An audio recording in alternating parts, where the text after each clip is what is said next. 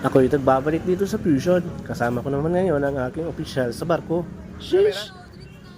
Guys, namin dire na ako'y bisita.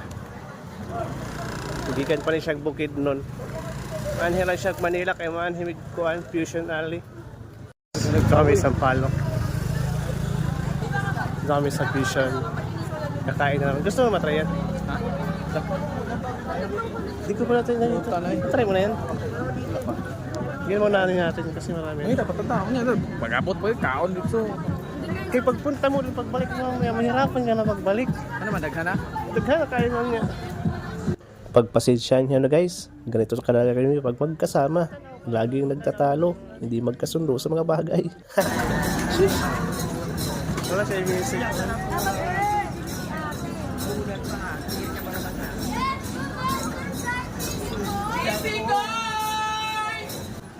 3-9 niya itong slushy dahil sinasayawan siya ng fairy.